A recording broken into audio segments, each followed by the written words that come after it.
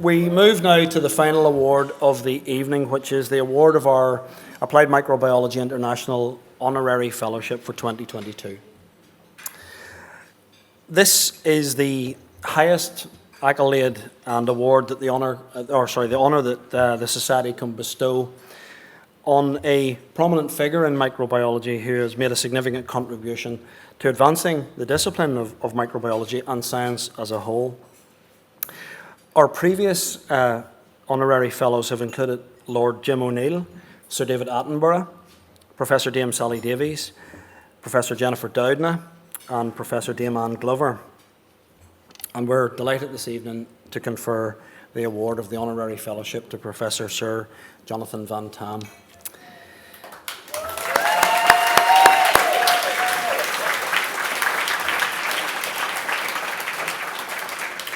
Professor Van-Tam is a scientist who needs no introduction, certainly in this company, but anyone who was in the UK during the COVID-19 pandemic will be familiar with Professor Van-Tam.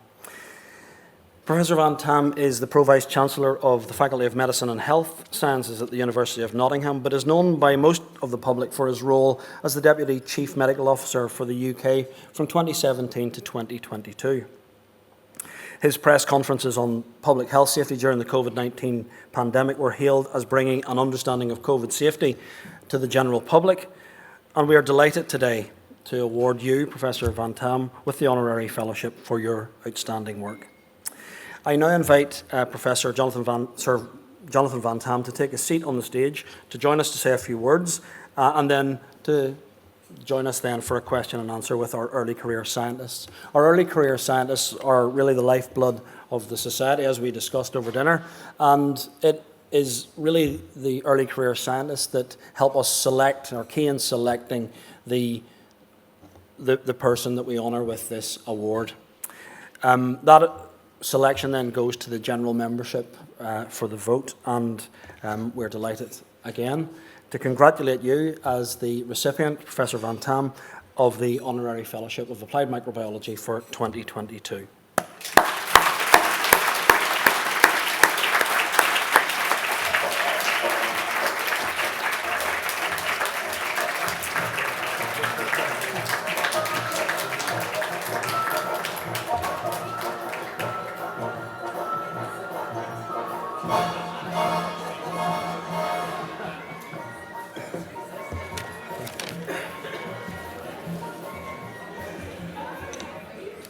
Distinguished guests, ladies and gentlemen, thank you so much indeed for the invitation this evening and for this huge honour, which as a public health physician and an epidemiologist primarily, you don't expect from a group of primarily microbiologists. So thank you very much. It means a great deal to me.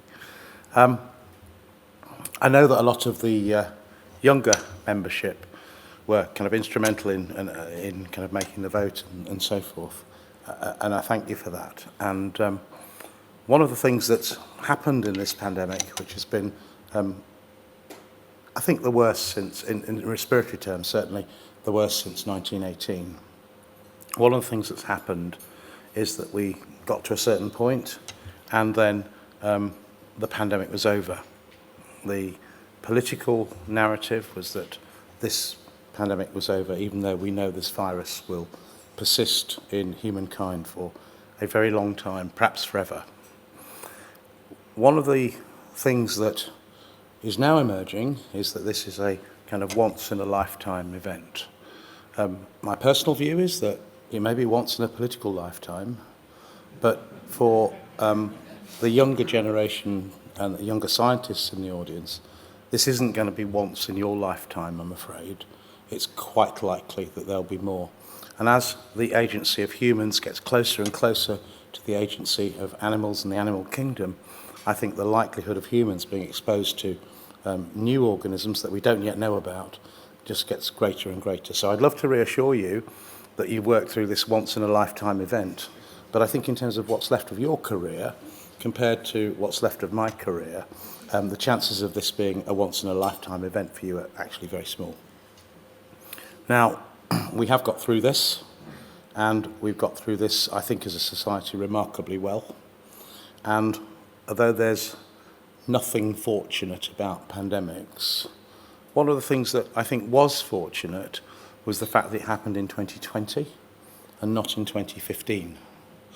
If it had happened in just 2015, I don't think the messenger RNA technology would have been ready to deliver at scale in the way that it has done now for us. And it is largely the reason why we meet together this evening, mingling, talking, no 2 metre distances, in relative safety. And of course, I think this messenger RNA technology is likely to open up, first of all, buy and try pathogen vaccines for respiratory viruses in the future. I'm obviously thinking of flu and RSV. And I think beyond that, the likelihood of there being cancer vaccines arising from the messenger RNA technology is quite high too. So it really potentially could be a very great game changer. But behind those kind of big headlines of the kind of big science, and behind the kind of political leadership, behind the kind of science leaders, the people who've been forced into the public limelight, are people like yourselves who did the hard yards of all that testing and processing of specimens during the darker days of the pandemic, when we didn't have vaccines and when the only thing that we could use to give us kind of information for action to prevent spread of the virus was actually testing. And I think we very quickly, and I think the public will very quickly, unfortunately, forget the kind of reliance we all placed on what you did unseen in the laboratories behind the scenes, and that should not be forgotten. So I think I want to end there, just to say thank you once again for this tremendous honour, and I hope you've all had a wonderful evening.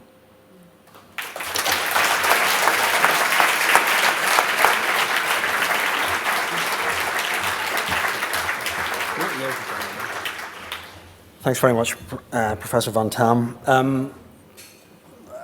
John has kindly agreed to subject himself to the dubious honour of cross-examination by our early career scientists, so they're going to join us on the stage now and ask some hopefully interesting questions. Okay, so I have the honour of asking the first question. I'm not an early career scientist, as you can tell. Neither am I. So I suppose my question is this. Maybe you could relate to us your experience, Jonathan, of really the pivot that you had to make from being an academic researcher to dealing with the pandemic. How did that play out for you? The question was about the pivot from being an academic to doing what happened during the pandemic. For me, that was always easy.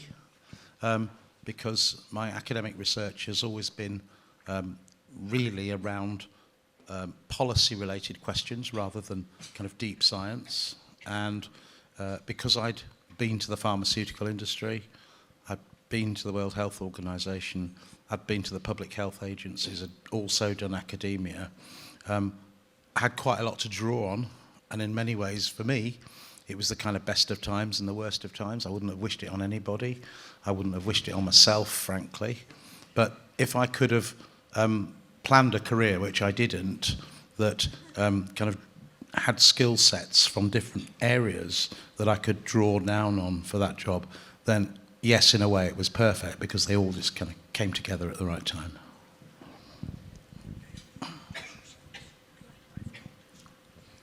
So my name's Hannah. I'm a university student at the University of Liverpool in my third year of my PhD.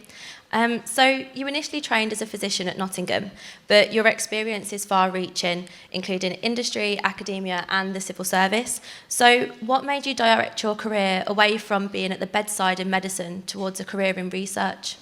So it was a desperately, desperately difficult choice. And those of you who know Nottingham, or perhaps some of you will remember Professor Richard Madeley, who was my mentor when I was a medical student, and I did my third year intercalated BSc in epidemiology. And I really got the bug at that point for kind of epidemiological research and publishing stuff. So I managed to get 3 papers out of this pretty terrible BSc thesis and a couple of conference presentations. But I kind of got the bug for doing that.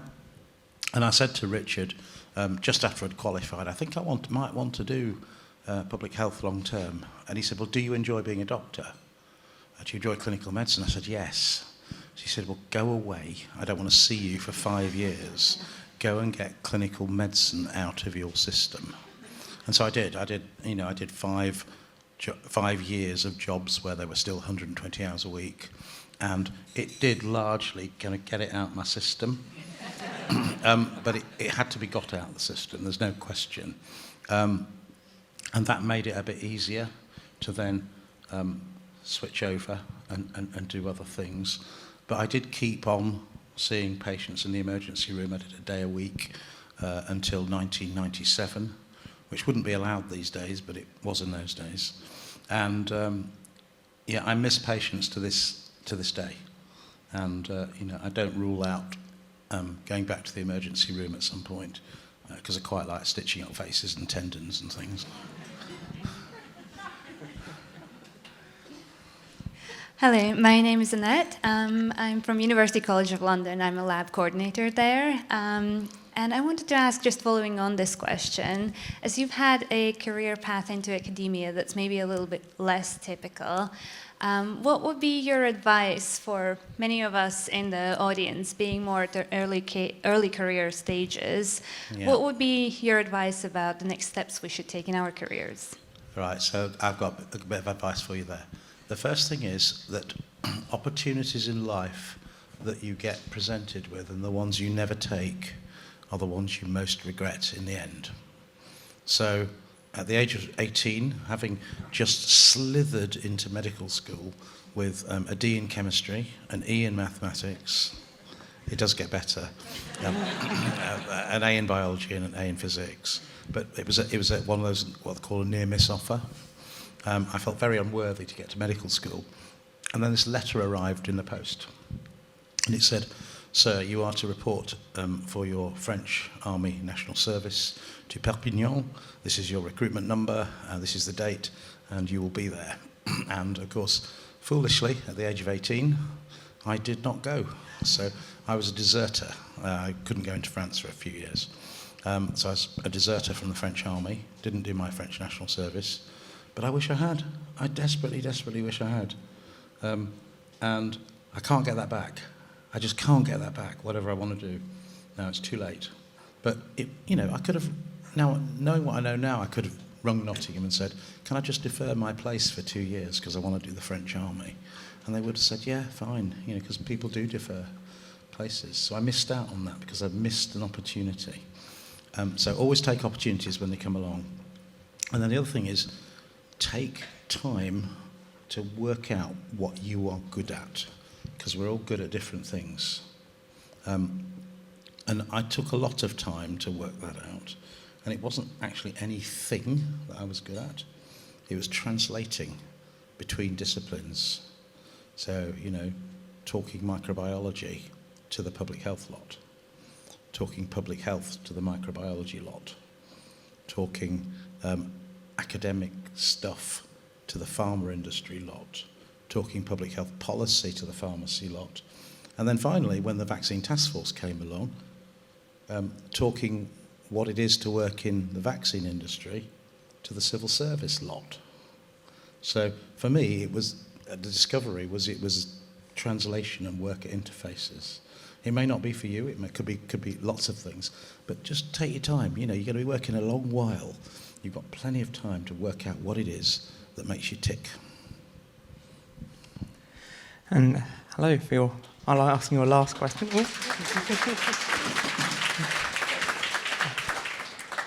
So I'm Jacob. I've just finished my PhD and I now work in global animal health in the Department for Environment, Food and Rural Affairs. So I made that transition to the civil service as well.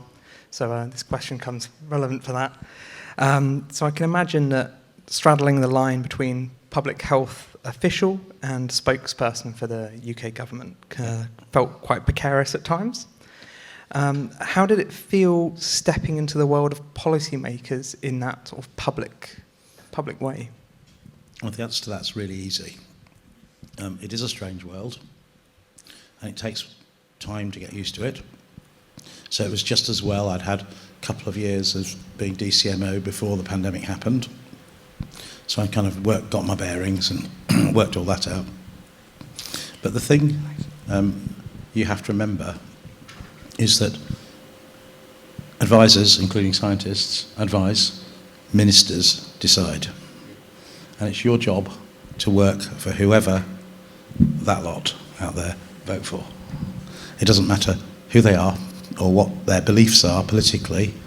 If they're voted into power in this country, in a democratic society, then it is our job to serve them and work for them. And what matters then is giving them good advice, giving them complete advice and not obfuscating anything, because then you're not culpable in a bad decision. There could still be a bad decision, sometimes there is, but you're not culpable in that bad decision if you've given very straight, honest advice. So I think that's really important. And there is this very subtle point where part of the answer is science and part of the answer is politics. And you've got to spot where the barrier is and stop at the barrier. So, for example, compulsory vaccination of healthcare workers.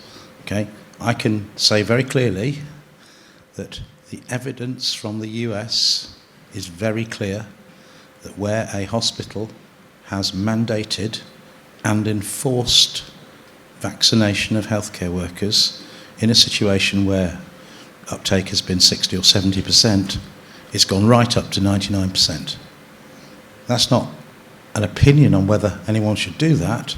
That is the science on the studies that actually, if mandation is formally implemented and enforced, whatever the, with the consequences that go with that, then it does actually work.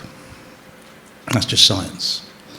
Whether the UK should go down that road or not and think about the enforcement is not science, that's politics. And so you have to find that mark, go up to it, and be very clear and don't get pushed over it. Now, it doesn't always work, but most of the time, if you remind yourself that that's what you've got to do, then you can at least draw some kind of line. That's my advice.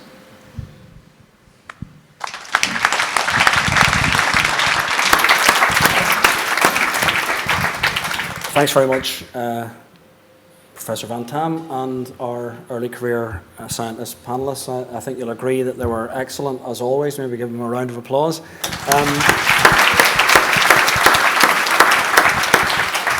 Jacob, Hannah and Anete. That concludes our formal part of the evening. I just want to thank again all our participants this evening. I want to thank you all for coming here this evening and participating in this very important event in the life of Applied Microbiology International and our community, and also to enjoy the rest of the evening. I hope to get chatting to many of you at the bar. I'm allowed to have a drink now, I think, so we're all winners. And thanks again to all our award recipients. I think we should join once again in a round of applause just for all our award recipients this evening. Thank you.